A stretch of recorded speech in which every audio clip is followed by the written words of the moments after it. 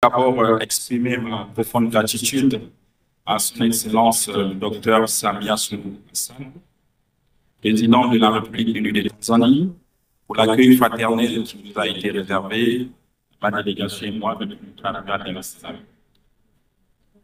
Je remercie tout autant le président du groupe de la Banque africaine de développement et de la Banque mondiale pour la réussite de ce brillant citoyen.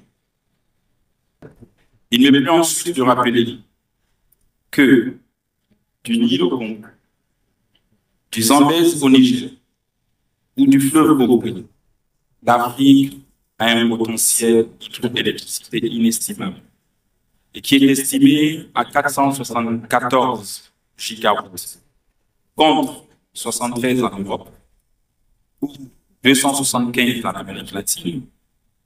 Le potentiel est donc là et que nous devons le concrétiser ensemble. Et pourquoi on n'y arrive pas? Comment ne pas capitaliser un tel potentiel lorsqu'on sait que sans l'énergie, rien n'est possible? Sans l'énergie, il n'y a pas de développement. Sans l'énergie, il n'y a pas d'éducation. Sans l'énergie, il n'y a pas une santé efficiente. Sans l'énergie, il n'y a pas d'industrie. Je me dis qu'ensemble, nous pouvons relever ces défis par des projets de grande ampleur qui visent, nous rejoindre tous, l'interconnexion de nos pays et le continent africain. À ces hommes d'affaires, tous ici présents, qui ont l'ambition de nous accompagner dans ces projets énergétiques et qui viennent investir en Afrique. Il faut réfléchir grand. Il faut savoir courir le risque. C'est aussi ça. Arrêtez de nous faire des micro-projets. Des projets qui, au bout de 20 ans, il faut relever le matériel. Et c'est ce qui nous arrive. S'agissant de mon pays, le Gabon, il offre de nombreuses opportunités dans ce domaine. C'est pourquoi je saisis cette occasion pour inviter tous les partenaires, hommes d'affaires ici présents, à nous accompagner dans le projet de barrage hydroélectrique qui pourra fournir au Gabon une capacité de 650 MW pour combler tous nos déficits nationaux et même des. J'invite également sur la construction des lignes électriques pour distribuer la production existante que nous avons dans le monde. Nous avons 80 MW qui sont exploités dans la ville de France et qu'il nous faut réaliser des lignes électriques pour conduire cette électricité vers d'autres villes du Gabon. Nous avons investi dans le solaire.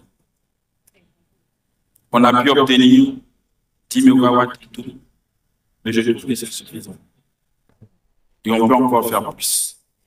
Il y a également l'énergie éolienne que nous n'avons pas encore expérimentée et qui peut être aussi un atout favorable pour la plupart des villages qui sont autour dans nos villes.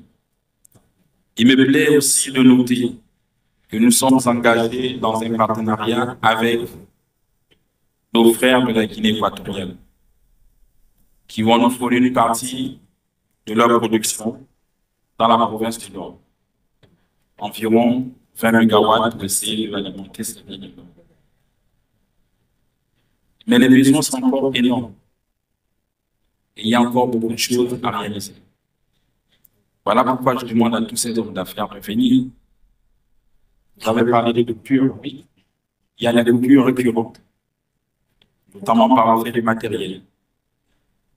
Et je pense que si on se met tous ici ensemble, pour la réalisation de ce grand projet de barrage, oui, on aura réglé tout le déficit énergétique. Excellences, mesdames et messieurs, je profite du haut de cette tribune pour informer à mes frères et pères du continent africain que la transition gabonaise prendra fin le 16 avril par l'élection présidentielle libre et transparente. Apaisée. Dès lors, ces questions énergétiques seront mieux traitées dans un contexte de retour à l'ordre constitutionnel. Le Gabon soutient toutes les actions de l'Union africaine et des Nations unies, de la Banque africaine de développement, de la Banque mondiale, en matière de développement durable et en particulier d'énergie. C'est pourquoi je suis heureux d'apporter le soutien du Gabon à ce tournant décisif qui est la déclaration des Dar es Salaam. Je vous remercie.